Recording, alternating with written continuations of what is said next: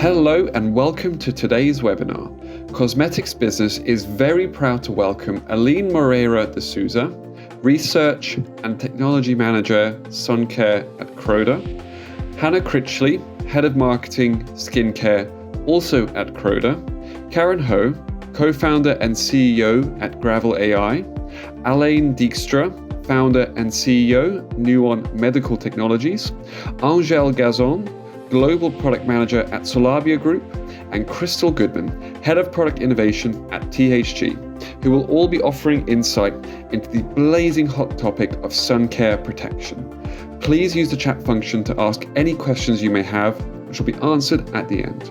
Now, over to today's speakers.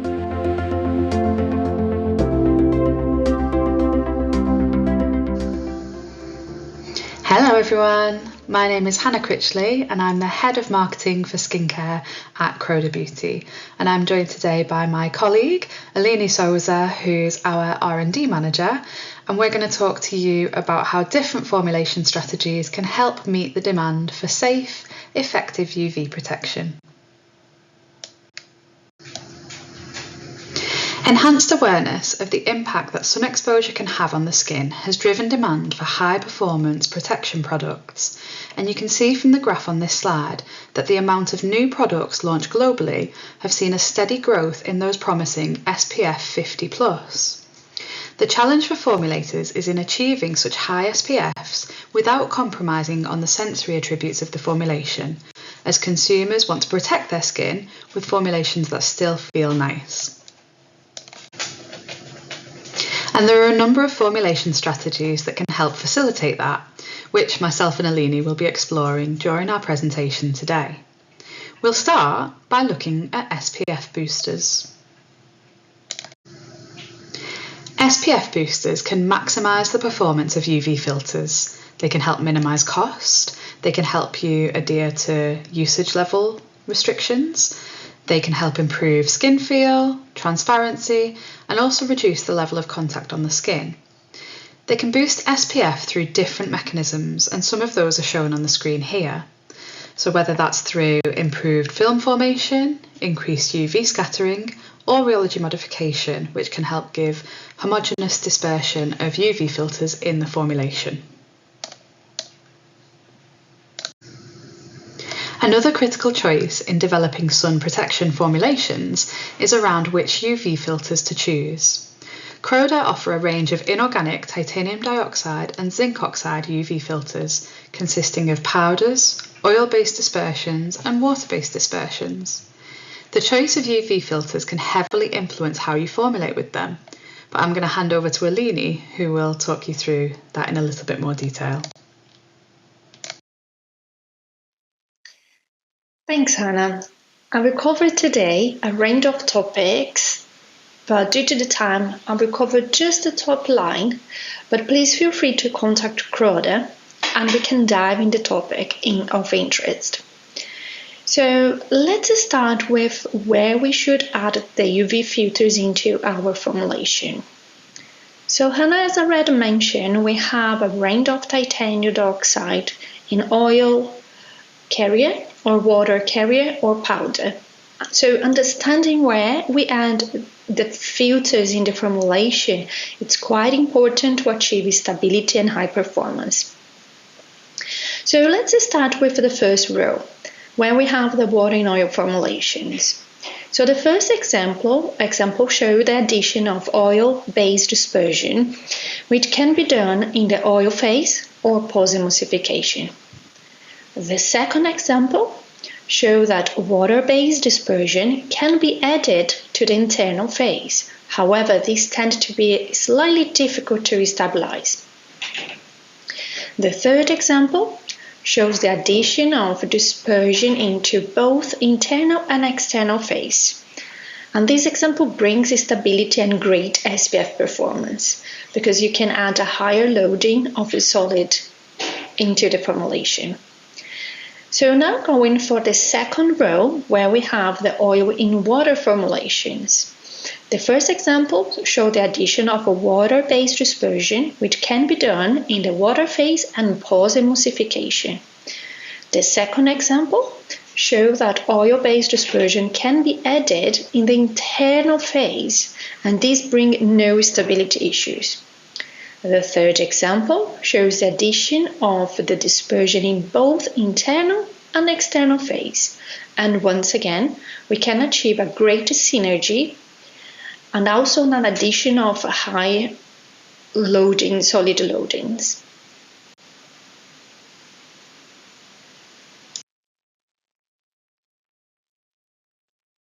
Combining organic and inorganic filters is a good idea and a good option to achieve high SPF formulations, which is known by biphasal distribution. Titanium dioxide is often used as a broad-spectrum photostable base that can be built upon with organic filters. With a multiple process of scattering and absorption, it results in a high SPF compared to the individual ingredients. As it is known, some organic filters can form colored complexes with inorganic filters when used in the same phase. However, with the use of water-based titanium dioxide, such as our Solavail CT12W, Solavail CT6W, and the Solavail XT40W, we avoid this complexation.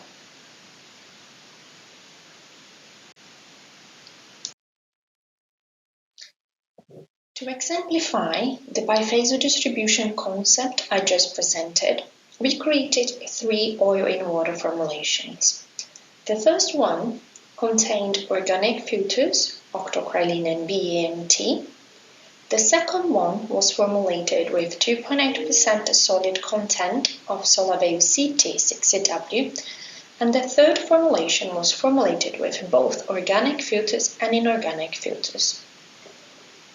As the graph on the right shows, we can see the combination of organic and inorganic filter can give us an SPF in vivo of 40, while the individual results are around SPF 10 and 5, would give us a maximum SPF 15 altogether.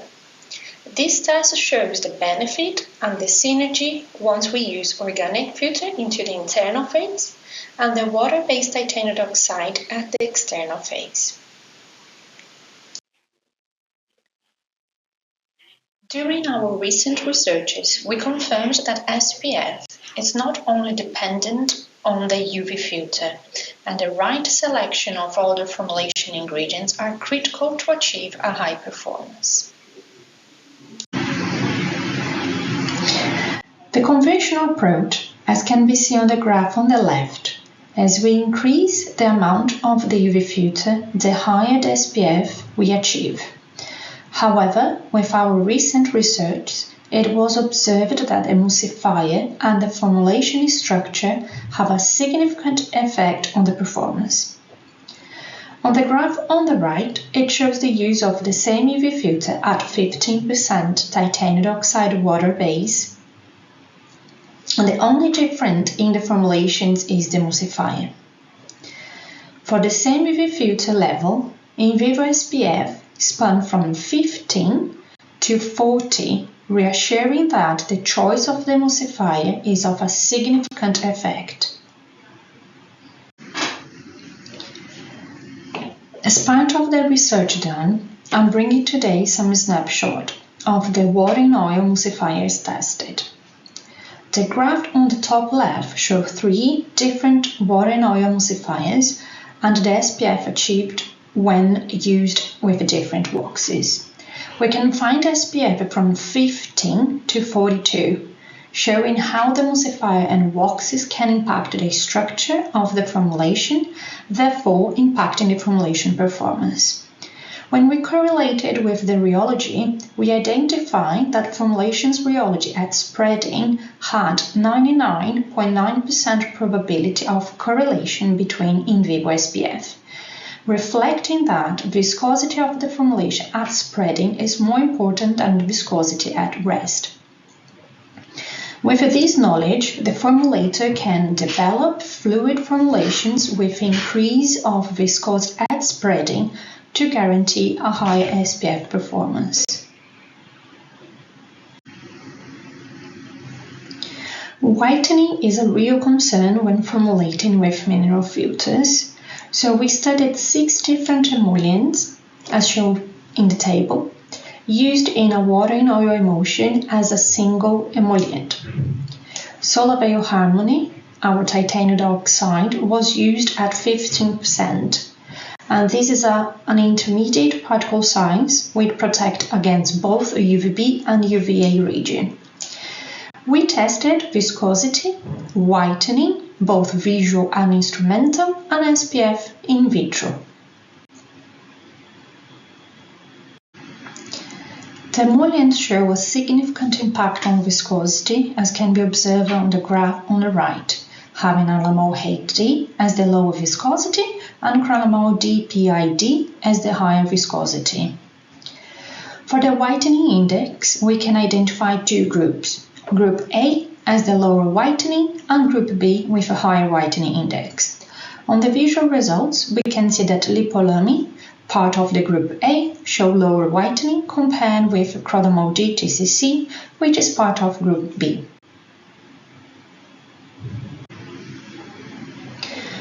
When the formulations we tested for SPF in vitro, we did not identify any major difference, except for Alamol HD, bringing the lower SPF return.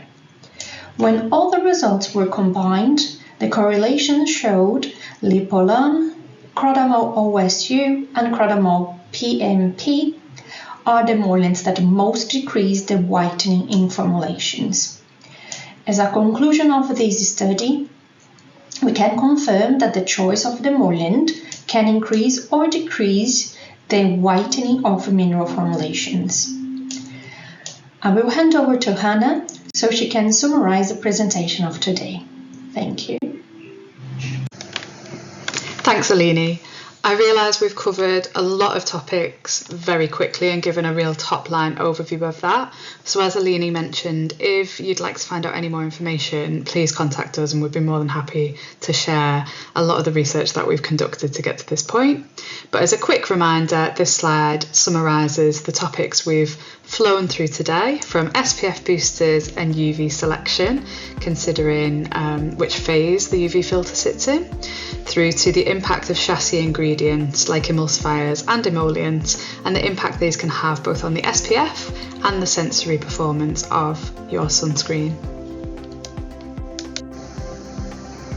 Which brings us to the end of our presentation. Thanks a lot.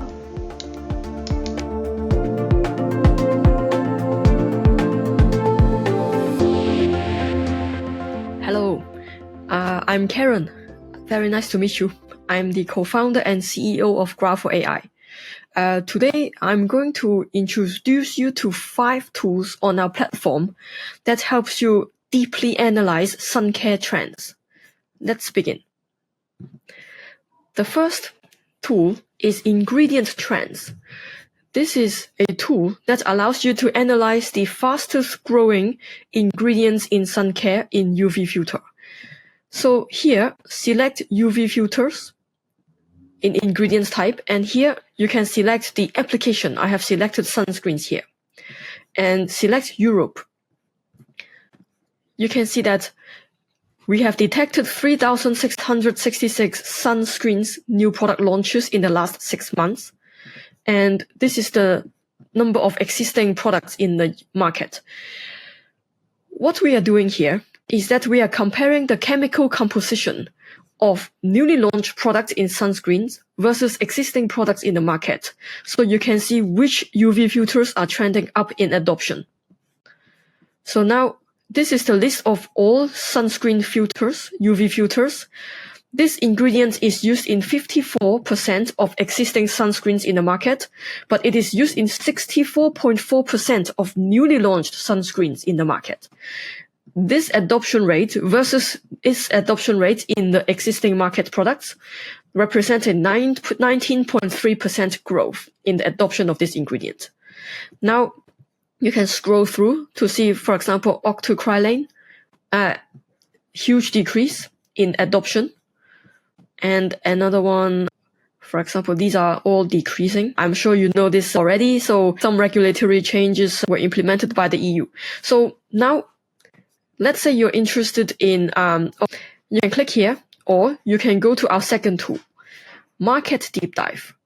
In this tool, you can select an ingredient, select sunscreens and Europe. So this is the exact same chart we saw before. Now you can see that we detected 734 new product launches in the last 6 months that use octocrylene, and 6,724 existing products in the market. You can go here to see all the brands that have launched new products that use this ingredient and the existing number of products in the portfolio. So there is double counting across multiple countries. Seems that this is an industry common practice. So here, products. So this is a product that uses octocrylene, and we have detected some proprietary blends from this product. You can scroll down to see the different products that use this ingredient or newly launched products that use this ingredient. We also show you the 6 months consumer review increase aggregated across all the major retailers that are associated with this single product. So you can gauge the success of these products in the market using consumer reviews as a proxy. You can also detect the contract manufacturers that are working with these brands. So for example, let's go to Cosmetics, for example. There is a company called, this one. So this is the brand name, and this is a sunstick, and then this is the ingredient list, and we detected this ingredient being used in this product. And this product is manufactured by this contract manufacturer. The first detection date year is 2022. So scroll down to see the company, the ingredients adoption across different categories. So we have selected sunscreens. Here, brand segment analysis, you can see that this ingredient is going down market and also up market. So more new product launches are in mass market. Price distribution in new products versus existing products in the market. So I want to introduce you to another tool. So the third tool is application trends. I have typed in this ingredient, which is the fast growing ingredient we saw in ingredient trends earlier. Select all countries. You can identify pockets of growth for this ingredient. So which application in which country are we seeing the fastest growing adoption for this ingredient? So obviously all sunscreens are used a lot. They are using this ingredient a lot, and the growth rate they're all very strong. But you can see sunscreens launched in Italy, the growth rate is particularly strong. But if you scroll down to look at the growth rates, so Hungary also very strong. So it seems that in different European countries, the growth is very strong. Also face cream in Italy, this ingredient adoption has increased by 59%, and face cream in Hungary as well. So you can use this tool to identify the fastest growing applications in different countries for any ingredient. The next tool I want to show you is the consumer review analysis. You can analyze the consumer reviews and use AI to identify drivers of positive, negative reviews that are in sunscreens. So I have selected sunscreens here, and I have selected the retailer Sephora US. Scroll down to see the number of brands and products that use that are in the sunscreen category in Sephora US. So Supergoop has the highest share of consumer reviews in the sunscreen category on Sephora US, but it dropped recently. Why is that? Scroll down to see all these new brands. So Ultraviolet is taking the share. It is a super new brand in the sunscreen category on Sephora US, launching and taking market share from the leaders. So now I have selected Supergoop, check this box, and click Submit for review analysis. You can now analyze the distribution for the sunscreen of the consumer reviews received by the sunscreens by this brand and new product, super strong new product feedback. Look at the worst, best performing formulations. So these are all the sunscreens by this brand ranked by positive reviews. Go down to see the drivers of positive reviews and drivers for negative reviews. For example, 30% of the reviews are driven by glowy finish. Seems that this dewy glow while providing SPF 40 protection, is a strong driver for positive reviews for Supergoop sunscreens. You can see this repeatedly. So actually, when we click on one of the best-selling sunscreens newly launched by this brand, you will see a similar split. So lightweight and non-greasy formula, so 25% of reviews. Click on drivers for negative reviews. You can see some formulation issues and breakout and acne, but then you can then go down to see the actual consumer reviews split by all products positive, negative, and new products positive, negative. Clicking on the product will give you the product-specific drivers of negative, positive reviews are analyzed by AI. So now you may ask, what if I want to be very specific? I want to filter by ingredients or marketing claims. So you can do that as well. I have preloaded this search. Sunscreens, now I have typed mineral here. Sephora US again. Now this statistics have changed a little bit, but if you scroll down to see the brand's share of consumer reviews, Shiseido is now top. So now you can then click Shiseido and analyze the mineral sunscreens products. So you can search by marketing claims, ingredients, or category, or even analyze a single product. Okay, here. The final tool is the brand deep dive tool. Now I have selected Shiseido Sunscreens USA. Now we detected 25 sunscreens in Shiseido's portfolio. They launched 6 new products in the last 6 months. We have detected a lot of contract manufacturers used by Shiseido. So you can expand to see, okay, this is a Sun Pro Ultralight UV Defense Shake emulsion, launched in 2024, and it is manufactured by this particular OEM. Okay, now let's say you are less interested in OEM, but scroll down to see top 30 applications of sunscreens. You can look at all ingredients used in the sunscreen products in Shiseido, so you can analyze what are the other ingredients that are used in these products under this brand. So expand. Then you can see these are all the different sunscreen products that use this particular ingredient. And then clicking onto these product URLs will take you to the product page. Products data. So you can look at actual products data. These are the different Shiseido sunscreens. And then you can detect the proprietary blends from this ingredient list. So there's a few chemicals that we see repeatedly from these products. New products. So these are newly launched sunscreens by Shiseido. This is an active sun protection set. And these are the different blends detected. Thank you very much for watching the 5 tools demo around sunscreen trends, sunscreen manufacturing, and also sunscreen products.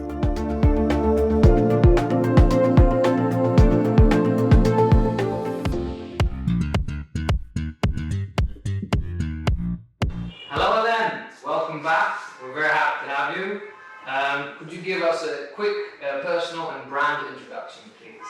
So, hey Max, great to be on Cosmetic Business again. Now, I'm Alan Dijkstra, the CEO of Nuon Medical. What we are doing is we're trying to enhance the cosmetic experience by utilizing medical technology.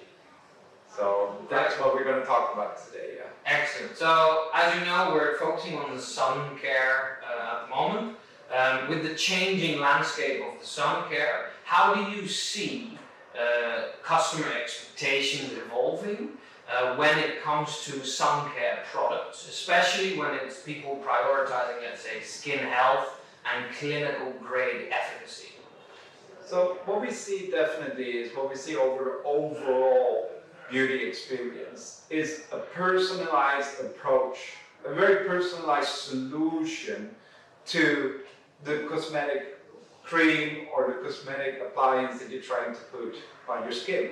Now, what we're doing here with Nuon is we're utilizing the device technology where it is definitely possible to go and make any cosmetic treatment, as well as sun care, a personalized treatment. Wow. So utilizing the experience, the 20 years of experience that we have in the medical device industry, now we take all of that experience and we literally put it in the packaging. Wow. Enhancing the packaging, enhancing the user experience, And in this way, we get a more personalized approach, as it's not all about the more is better. It's definitely about how can we enhance this field to, okay, just right, getting it just right, getting it on the spot, and that's the case as well with sunscreen. So nowadays with sunscreen, everybody knows that applying it is very, very necessary. Now, once we apply it, we do want to know, do we apply the right sunscreen? Do we apply the right measurements for your skin when you're going outside?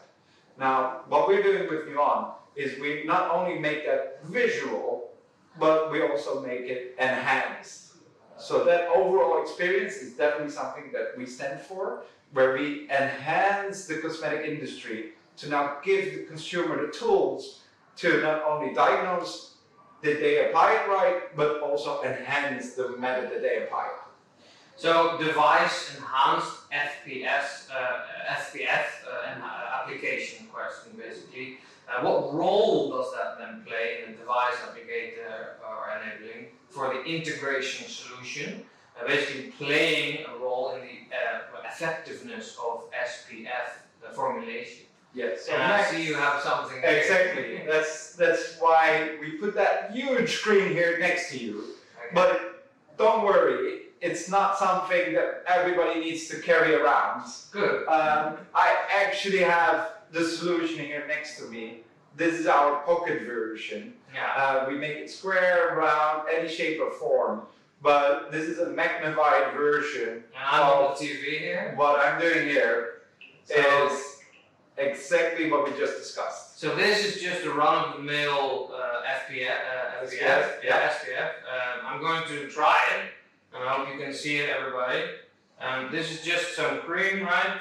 And now I'm going to be putting it on my face here. As you can see on the big screen. I can see it on the little one and on the big one. And I'm going to be applying it. Wow, okay. Oh, that's instant. Oh my God, look at that. Wow. So Max, you missed the spot. Yeah, right? Yeah.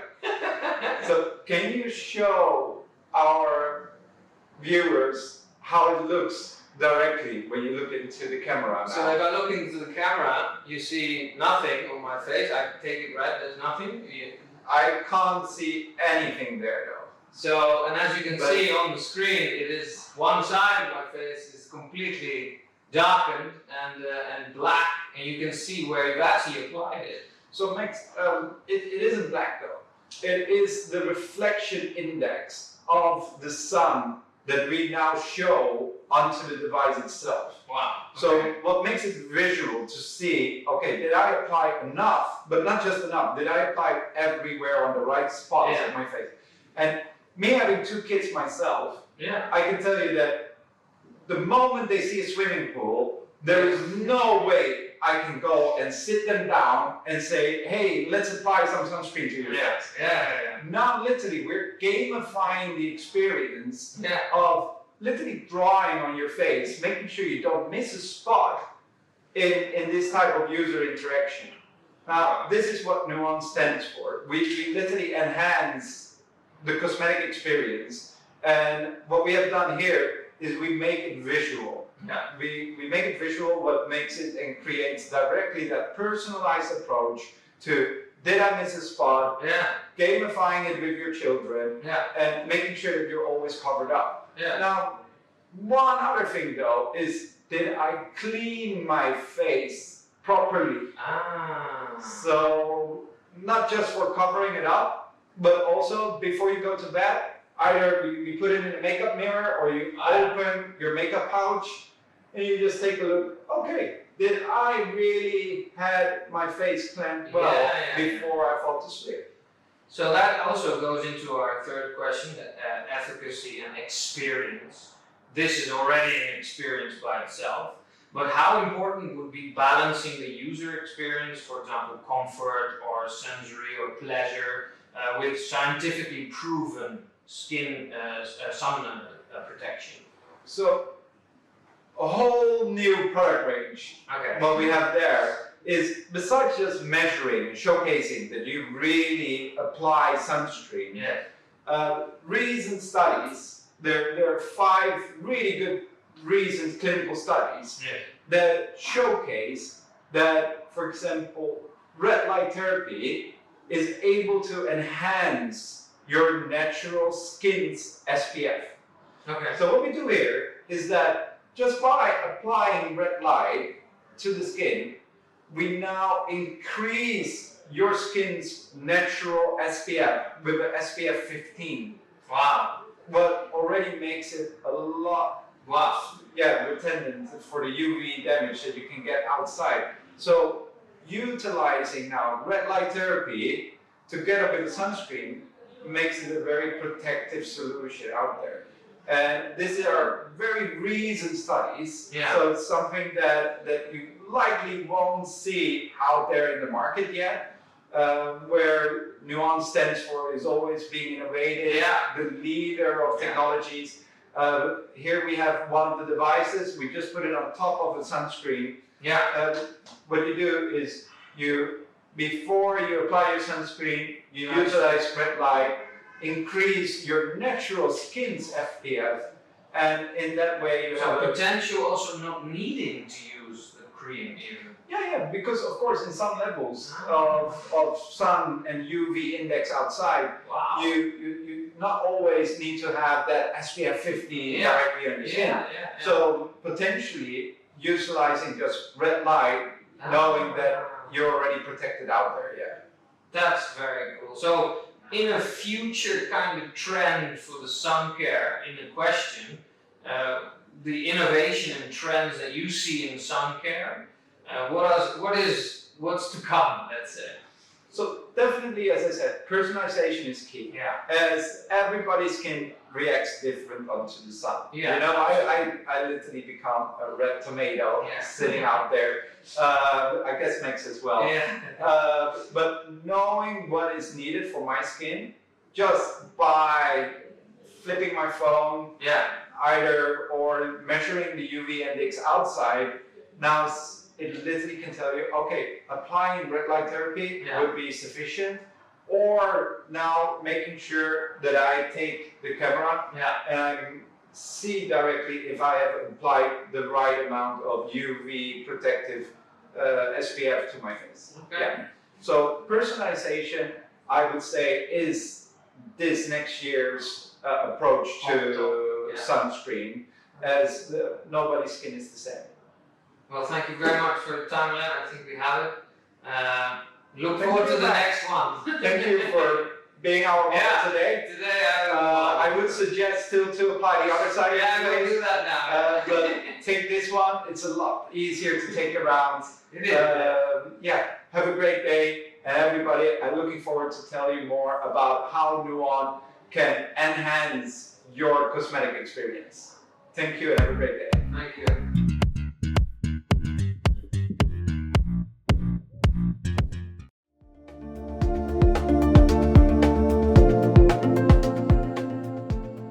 Good afternoon, everyone. I am Angèle, Global Product Manager for the Functional Ingredients range of the Solapia Group, including the mineral UV dispersions, the G-Block line.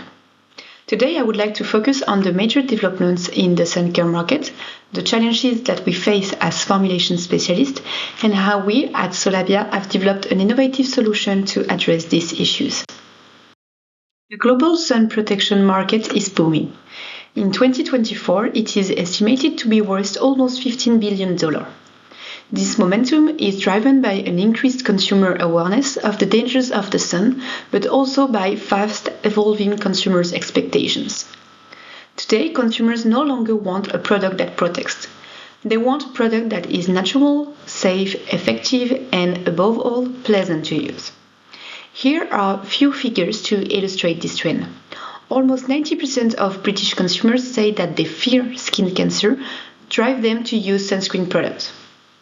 And 71% of American users prefer mineral filters over chemical filters due to their naturality.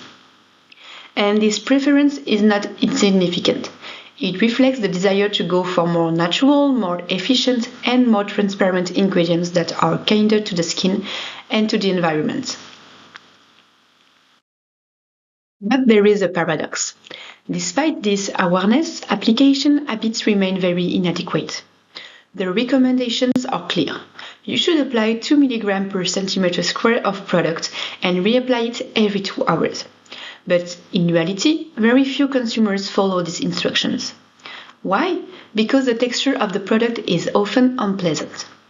A study conducted in France shows that 72% of consumers have already suffered sunburn due to incorrect application during the vacation.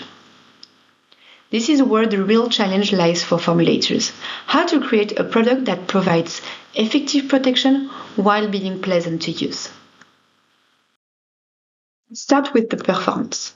Formulating an effective sunscreen product is not simply a matter of UV filters. It's a real balancing act. First, you need to ensure broad spectrum protection against both UVB, which cause sunburn, and UVA rays, which penetrate deeper into the skin and accelerate skin aging. This involves a careful selection of UV filters to smartly combine UVA and UVB filters in order to achieve the target SPF and the broad protection. But that's not all. You also need to build a robust formula framework that ensures good stability over time, good spreadability, and even distribution of the filters on the skin. And of course, all this must be done in compliance with the regional regulations, which vary greatly from one market to another. For example, authorized filters, the different status of the nanomaterial, the different testing methods. As said before, effectiveness alone is not enough. The product needs to be attractive with the use of safe and natural filters. Additionally, for a sunscreen product to truly protect the skin, it must be used correctly. And for that, it must be pleasant to apply. This is where sensoriality comes into play. Consumers want light, non-greasy, non-sticky, and above all, transparent textures. For formulators, this means they need to find a way to reduce the tackiness and the heaviness of UV filters with well-chosen carrier and a complex formula. And above all, they need to optimize dispersion of filters in order to avoid aggregates and to ensure a good transparency. This is a major technical challenge as mineral filters are naturally opaque and difficult to stabilize. It is precisely to meet these challenges that we developed the G-Block DZ72CCC. Our goal was clear: to create a new generation of mineral UV dispersion that ticks all the boxes. This dispersion is 100% natural origin content. It is effective with high SPF and UVA protection. It brings a great transparent and invisible application upon the skin, combined with a really light and pleasant texture. We worked on an exclusive dispersion process that allows for better control of particle size, dispersion, and stability in the formula. But we can wonder, why is this dispersion so effective? Because it is based on an advanced dispersion technology. A good mineral sunscreen is not just a mixture of filters. It is an homogeneous structure where each particle is evenly distributed without any aggregates to ensure a uniform protection across the entire surface of the skin. Our unique process allows us to control the density, the distribution, and the stability of the particles in the formula. The result? A better SPF effectiveness, a better consistency from one batch to another, and a better user experience. Let's take a concrete example. In a formula tested with 34% of our G-Block, we obtain an SPF of 50 according to both the FDA and the ISO method. We also obtain a PA 4+ rating, indicating a very high UVA protection. These results show that our dispersion allows very high level of protection to be achieved while maintaining a good stability and sensory properties. Indeed, stability is a key parameter when formulating mineral protection. The density of zinc oxide is really high, and suspension and stability are the main challenges to ensure proper application of the filters, and so on, a proper protection. Here, to support the stability of our formula, we combine our G-Block with a G-Gel, an organically modified benzen, ensuring superior stability, even at high load and high temperature. We also improved the overall filter dispersion with the Apple Care, an advanced pigment dispersion system. This combination of well-selected functional ingredients also play a key role in maximizing the effectiveness of such formula. But what really sets G-Block DZ72 apart is its exceptional transparency even at high concentrations. We conducted an in vitro transparency assessment comparing our dispersion to two competing dispersions. The results are clear. Our dispersion shows minimal color variation, a very low delta E, and therefore a better invincibility on the skin. This means that even with 24% zinc oxide in the formula, we keep a formula that remains invincible with no whitening effect. We also confirm this transparency on tanned and brown skin tone. We can clearly see here the difference. Compared to classical mineral dispersion, already using dispersing agent, we can see the difference. Our unique blend and process really take the mineral protection to the next level with unmatched transparency, even on challenging skin tones. And finally, let's talk about sensoriality. We conducted a sensorial evaluation with a panel of experts on a formula containing 25% of zinc oxide. In this test, we compared our G-Block to a competitor that we can find on the market. Here we can see the results. During application, G-Block provides an easier and a smoother spreading and gliding on the skin. We can also see that the G-Block delivers reduced greasy and oily sensation during and after the application for better dry down and a reduced heaviness. We can also see here that on this test, the experts also confirm that our G-Block features superior transparency with minimum white residue.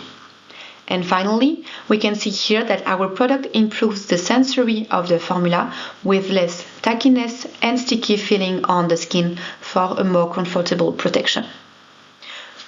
So here, in conclusion, we can see that compared to a competing dispersion, G-Block scores significantly higher on all sensorial criteria. So after seeing all this data and to sum up, we can see here that G-Block is the ideal solution for formulating mineral sunscreen. With this dispersion, you can easily meet the expectations of today's consumer to meet both effectiveness, safety, naturalness, and pleasure. Thank you very much for your attention. If you'd like to learn more, test the product, or discuss formulation ideas, feel free to reach out to us with the address that is written on the slide. Thank you.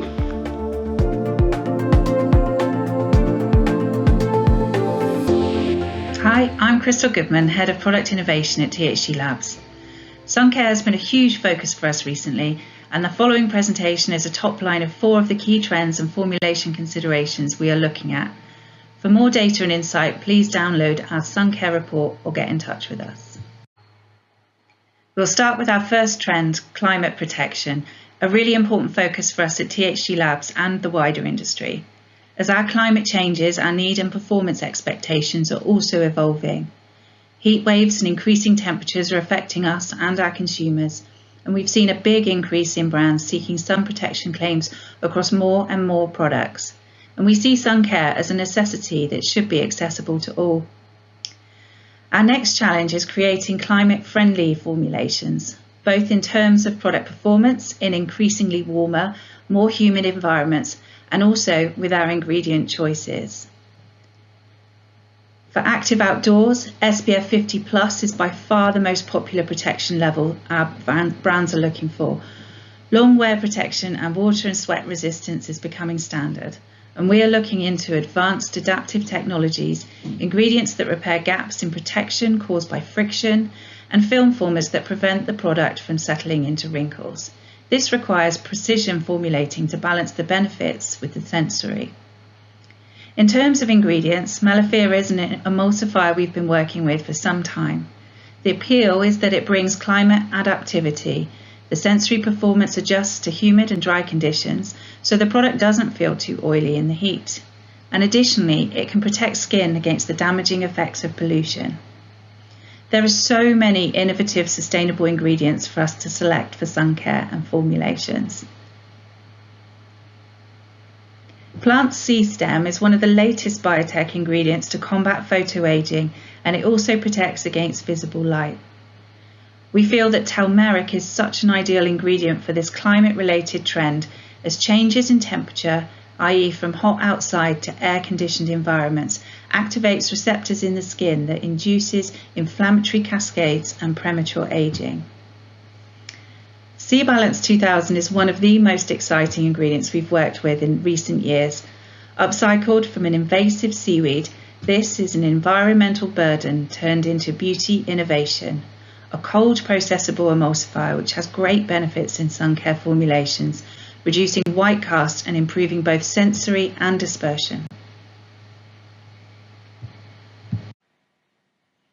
The next trend is sensoriality. It's all about forgetting the sticky, chalky past. Sun care is having a sensorial revolution, and it's a must for encouraging regular use and reapplication. SPF infuses everyday wear with advanced, luxurious, lightweight textures and hybrids to reduce the number of products in our routines. Our team has been working hard to significantly improve the pleasure aspect of applying globally compliant SPF 50 formulations with great success. The dedicated sun care specialist team have created a full library of the latest formats to explore. Lightweight is the key ask from our brand partners. From silky milks to clear primer-style textures, we are seeing huge leaps in texture innovation.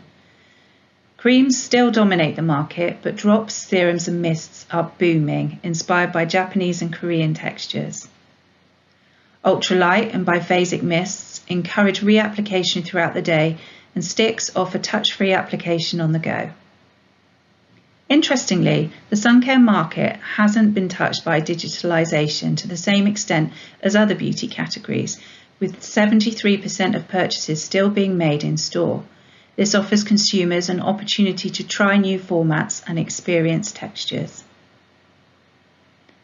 Hybrid formats are key for consumers and great for brands who are new to the sun care market, offering consumers the opportunity to easily integrate protection into their skincare routine via primers, tinted serums, and into their hair routines, as consumers now understand the need to protect scalp and hair. The biggest challenge here is ensuring protection without greasiness. It's exciting to see new approaches to encouraging reapplication of sun care.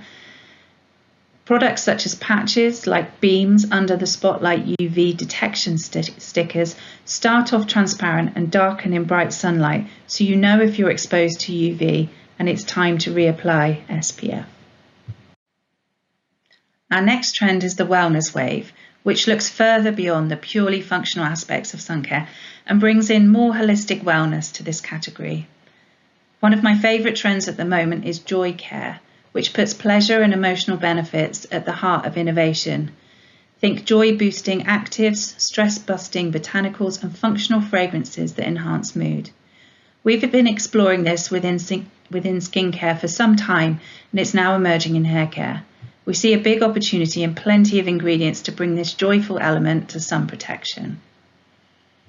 We all know the benefits of vitamin D and the effect on our mood and energy levels being in the sun can bring, but people are spending more time indoors than ever before. A number of new innovations in ingredients are helping to bring the positive effects of sunlight to your skincare routine. Nectaria lithops is from a desert cactus stem cell.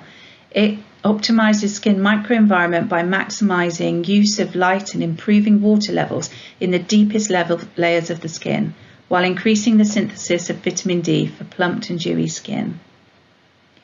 NeuroGlow also provides a comprehensive sun mimicking effect, this time by boosting protective melanin and well-being molecules such as beta-endorphin, oxytocin and vitamin D. Combining ingredients that mimic the benefits of sunlight within SPF formulations will resonate with consumers concerned about missing out on vitamin D. We are seeing an extension of routines around UV protection, and we're working on a number of innovative formulations for pre and post sun exposure, going beyond the traditional aloe gels and harnessing our understanding of the science of skincare and sun damage. The latest insights into thermal aging, visible light, environmental and stress-induced inflammation are influencing how we approach this category. The damage of overexposure to UV continues into the night, so the ingredient technologies we are interested in are all about supporting repair, recovery, and protection. Our microbiome is temporarily reduced by UV exposure, and its recovery is essential to protect our skin.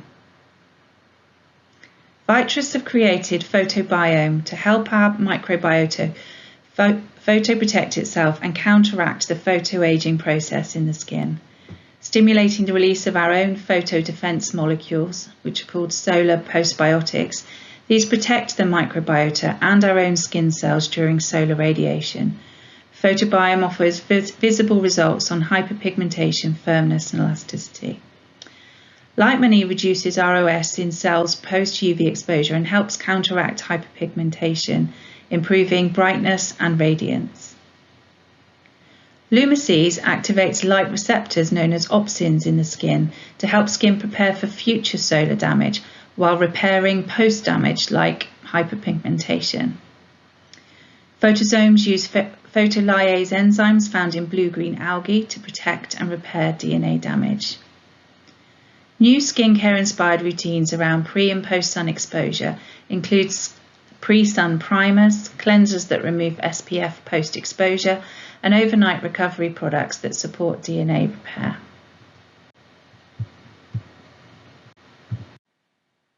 I'll conclude by talking about the key market drivers. Economics. While affordable UV protection is a must-have, we're seeing an increased spend on sun protection, with 47% of millennials reporting they're spending more since last year.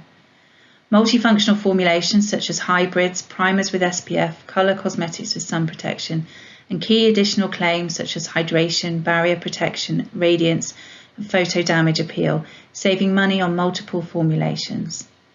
78% of sunscreen users agree it's worth paying more for sunscreen with facial skincare benefits. Social and inclusive drivers. Sun care as skincare. Social media is driving education. This really resonates well with the prejuvenation trend among Gen Z. Targeting specific skin types, conditions and lifestyles is a must.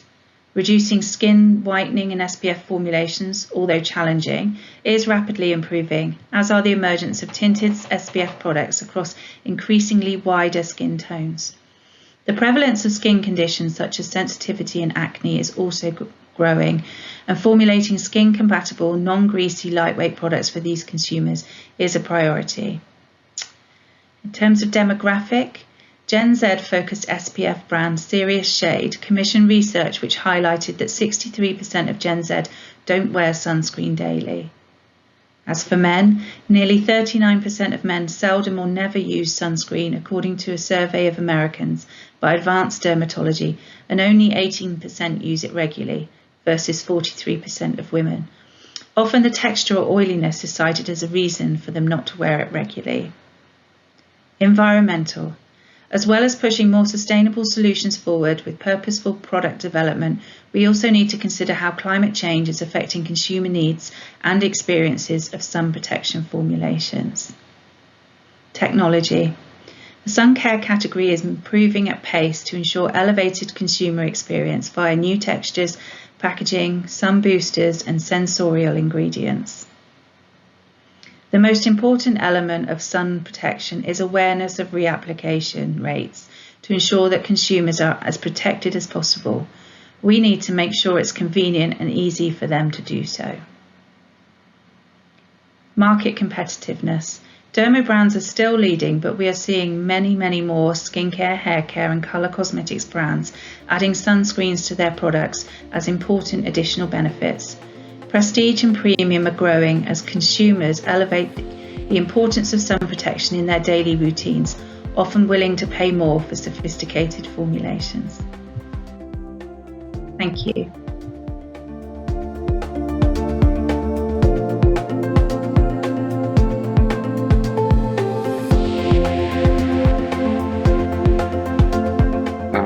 That was a really informative and brilliant presentation. Welcome, everyone. My name is Alessandro Carrara. I'm the acting news editor for Cosmetics Business and Pure Beauty, and it's my pleasure to welcome everyone here for the Q&A portion of the recording. Hello, everyone. We have some questions in from the audience, which I'd really love to get your insights on. Sun care at the moment is just having a moment. It's a really important subject, and yeah, it'd be really great to hear your insights. So off the bat, I've got some questions here, basically about hybrid sunscreen trends. Does anyone want to hop in and talk about that? I guess that's touching upon trends we've seen for multifunctionality in different categories. So things like daily wear, facial skincare products, or colour cosmetics, including SPF claims and UVA protection claims, whereas more traditional sun protection brands have brought in more kind of skincare claims and benefits you would have traditionally associated with skincare. So things like skinification, as an example. We touched upon it during our presentation, as consumer awareness has grown around the impact that the sun can have on their skin, its health, its appearance. It's driven that desire to protect as much as possible. So not only have the levels of protection risen in products offering those SPF claims, but you can now get those claims in all kinds of different formats to kind of fit in with your routines. Interesting, very interesting. I guess, what are some recommendations for long-lasting SPF filters? So maybe if I can go ahead on this one. So I would say that the key to really ensure long-lasting in sunscreen products is really to use like key functional ingredients, such like film formers that are well known to enhance the lasting and the resistance of sun care products. So on the market, we can find a lot of different film former to enhance the water resistance, the anti-transfer property, and the long lasting. And this is really key when you are looking or formulating a sunscreen product, because you don't want your product to go away when you go for a bath in sea, or when you put on your clothes. You don't want the sunscreen product to go on your clothes and leave your skin. So these are key elements when formulating a formula. And on the market, we see more and more film formers that are launching synthetics, but more and more natural one. Fascinating. Angel, I have another question here, actually, I think might be great for you as well, but sort of the calculations of SPF factors when developing sunscreens. Can you talk to me a bit more about how it affects the production of formulation in different continents? So I would say that the key challenge when you are formulating a sunscreen product is to achieve the SPF that you are targeting. So most of the time you have a target. You want to achieve, for example, SPF 50, but this can be pretty hard in the real life to achieve, even if on the paper your dose of UV filters and the type of UV filters should match the SPF 50. In reality, there is a lot of variation from what you want to have and what you will have, because the different test methods are pretty different. And from one test to another, from one lab to another, you can have really huge difference in SPF results.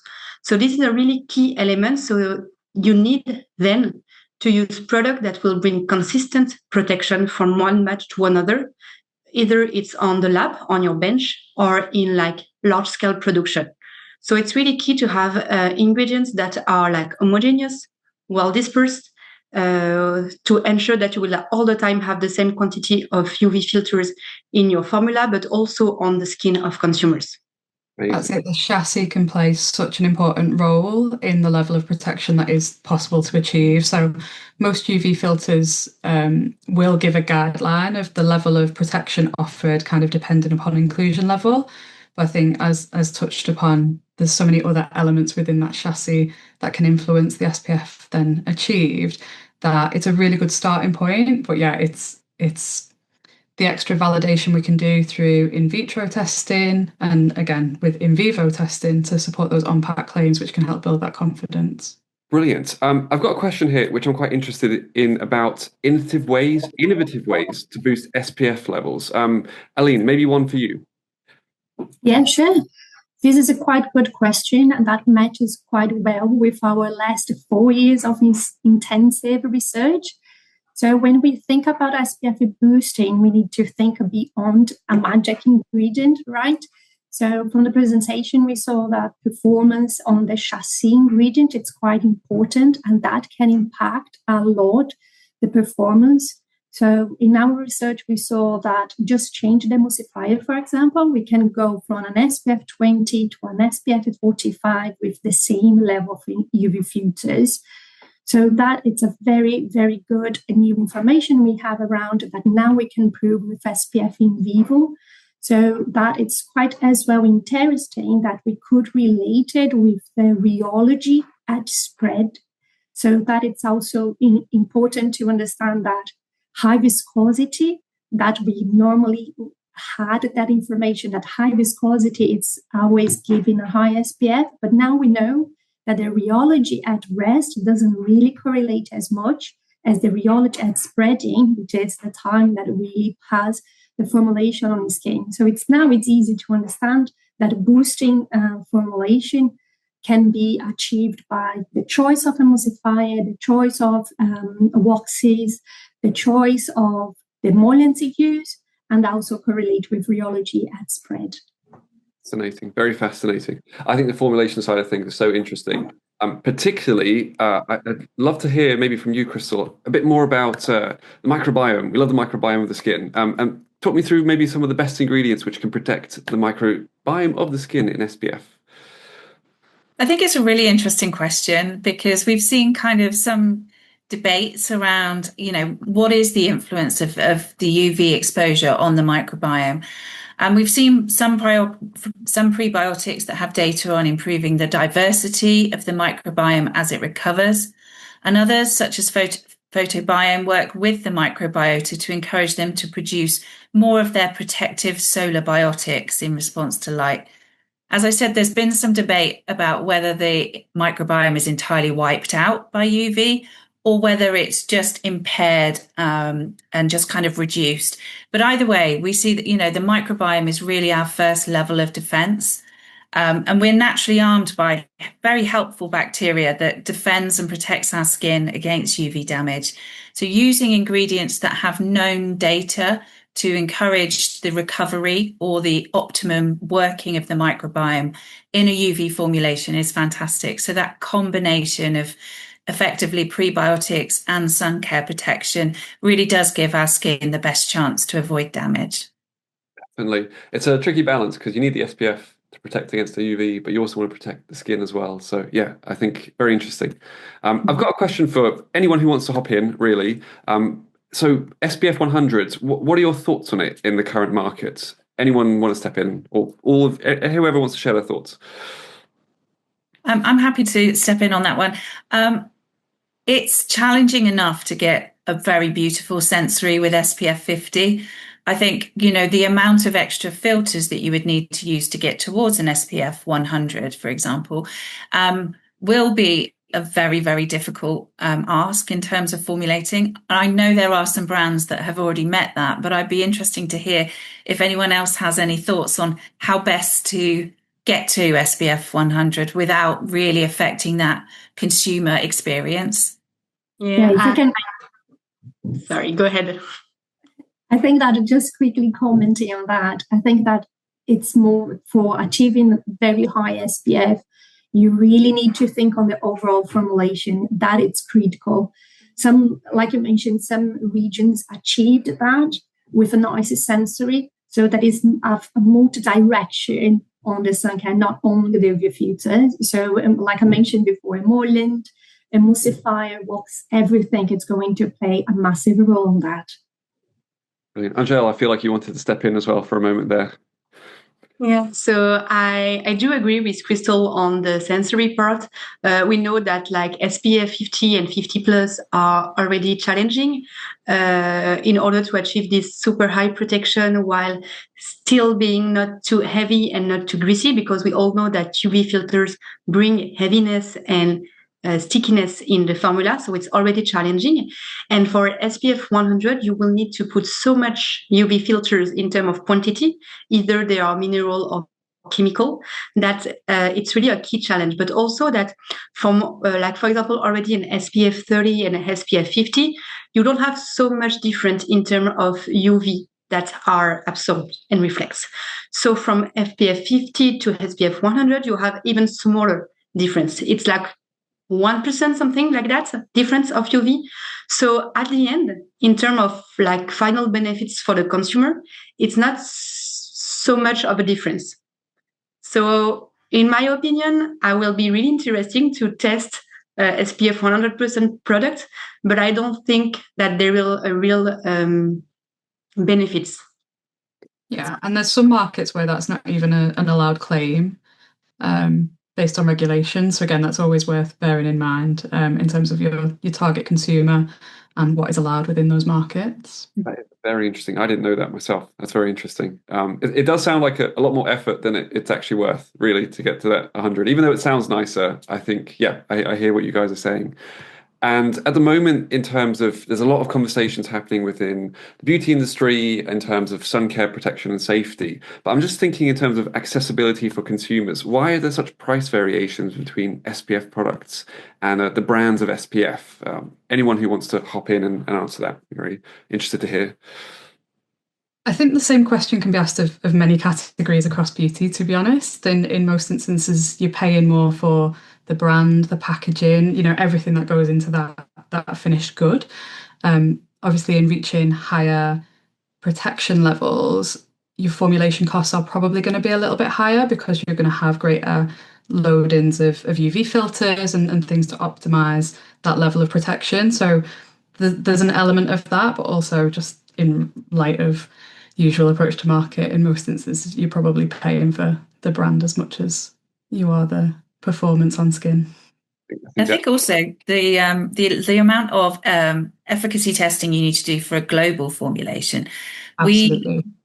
When you talk about entering the US market, for example, so all of our brands say they want global and they do want to be globally compliant. But the dramatic increase in costs to have the FDA approval and to jump through those hoops could potentially be a reason why some brands are having to charge more in a less sort of cynical way. I've got, it might be a tricky one, but on the subject of costs and creating products, for an SME, for an indie brand, what are maybe some of the ways to make developing SPF products a little bit cheaper, a little bit more budget friendly, I guess, for the brand itself? So as just said Crystal, a huge part of the budget when formulating a sunscreen product is for all the tests. So for SPF tests, for UVA tests, for water resistance. And a way to reduce the amount of money spent in the development of product could be to find smart solution that could accelerate the development of sunscreen products. So, for example, more reliable ingredients that will ensure more consistent SPF from one formula to another. This could be a really time saving, but also budget saving options for smaller brands that wants to go fast without spending too much money. So, because I said before, from one test to another, you can have so much difference in results. So finding a way to always have the same and consistent SPF from one formula to another, this could be really a game changer. Brilliant. Everything has been incredibly fascinating so far. And I've got a question here on mineral sunscreens and effective ways to maybe alleviate or avoid dryness when using them. Is there anything that you guys have an opinion on about that? I think that I can help on that. So there is several strategies that you can use for getting different sensory with mineral filters. So the one that we presented just today was the emollients, for example, the use of emollients to decrease the whitening. So that is several other ones like a sensory modifier that you can combine with the UV filters, the mineral ones, as well, to get a little bit more dry in terms of, and more sensory pleasing, let's say. For some regions would be like a more dry effect. Some of them was more moisturizing effect. So there is lots of other ingredients that you can combine to really change the sensory attribute you're looking for. Interesting, very interesting. Angèle, a question I have that you might be best suited to answer. Do natural alternatives work then if we're talking about ingredients? Can you repeat? Sorry. Of course. Do natural alternatives work in terms of ingredients for SPF formulation? So in terms of natural ingredients for sunscreen formulation, the first thing that we can have in mind is like mineral UV filters, because they are the ones that are natural origin, that are from natural origin. And so it's really hard to formulate with mineral filters, because when you want to use mineral filters, you have different options. So you can use powder, or you can use like pre-dispersed ingredients. So powder is challenging to formulate because you need to have like the background, the expertise to formulate with powder, because otherwise you will have a lot of aggregates leading to poor sensory and really white effects. But it's 100% easy and possible to formulate with powder, but it's just like a real science to formulate with powder. And then you also have the dispersion technology. So it's like pre-dispersed mineral filters that can help companies that don't want to spend time on formulating with powder because they don't have the time, the energy, or the knowledge. And these dispersion solutions are really key to really promote like sensory and transparency, because there are like key blend and key processed dispersion that will kind of avoid all this like regular issue linked to mineral UV filters. Brilliant. And there's a lot of different types of SPF formats, sprays, stick, and aerosols. Are there formulation guidelines between all of the different types of products, and any sort of recommendations on that? Yeah, I think I can help on that. So yes, there is different guidelines that you can use for different formulation format.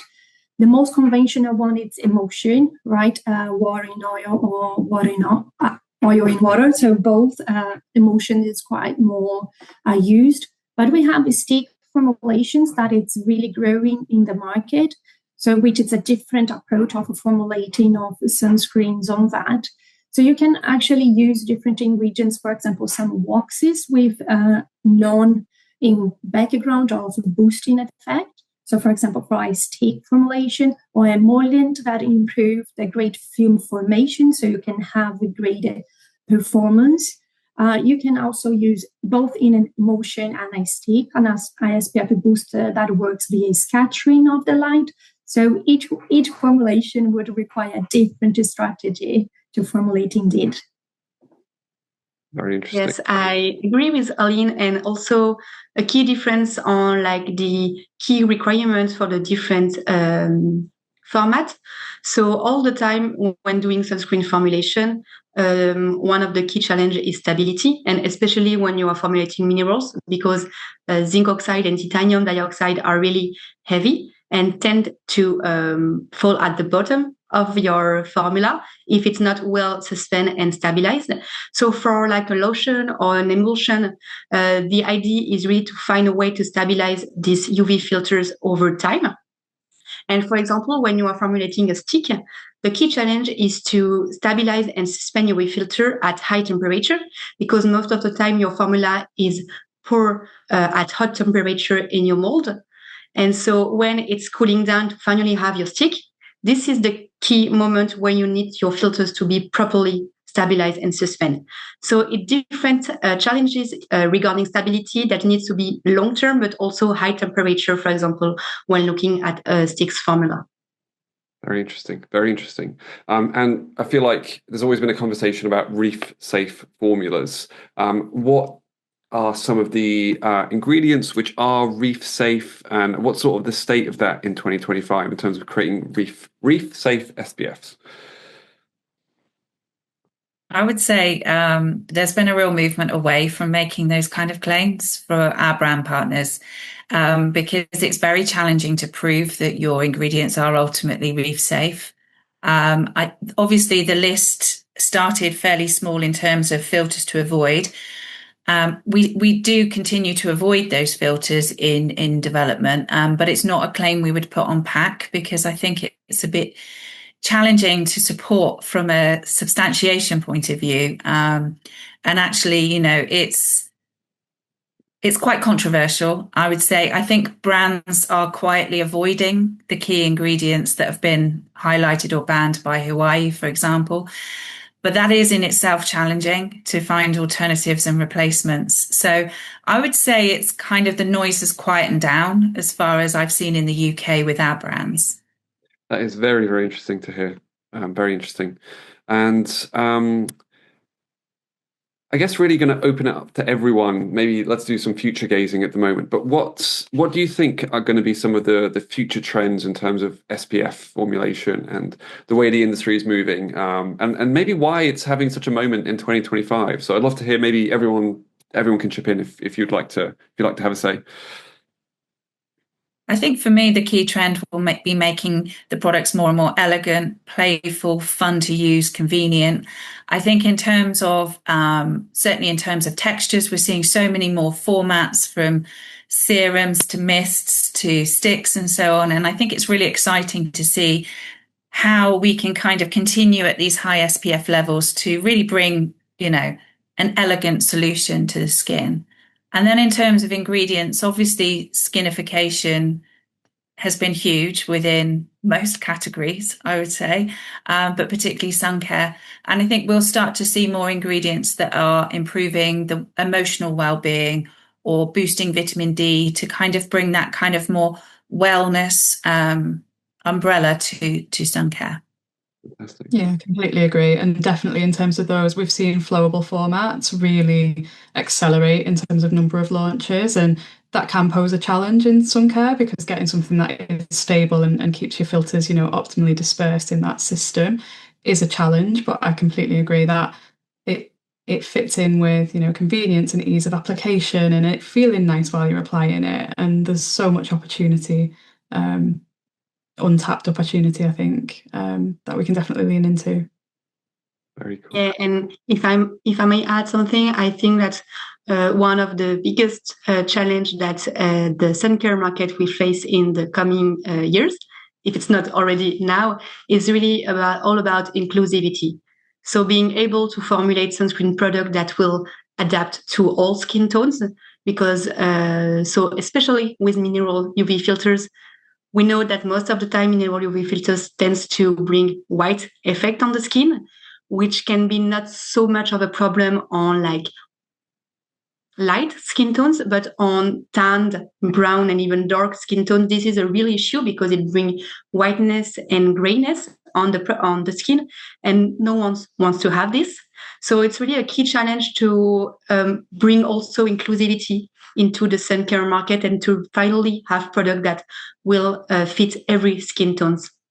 Yeah, agree. And those formats being stable in different climates as well. Like we've spoken about sticks. The last thing you want is to reach for a stick and it have melted all over your bag or wherever you've kept it.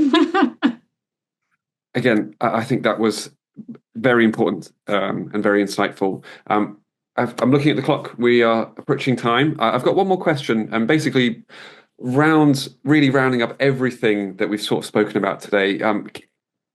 Can an SPF product really tick all those sun care boxes, or does it have to be that sort of individuality to each of these products? So I would say that yes, you can find sunscreen product that ticks all the boxes, but the question will be what are all the boxes? Because depend on what you are looking for. So in my opinion, when we say that a sunscreen is ticking all the boxes, it's that it brings high performance, so UVB and UVA protection, long lasting, water resistance, sensoriality, and so transparency. And yes, you can find on the market product that ticks all the boxes. like this, but it's always a challenge because from one region to another, the sensory requirements are not the same. Some regions like to have rich and creamy product, and some other regions like to have lighter and great dry down products.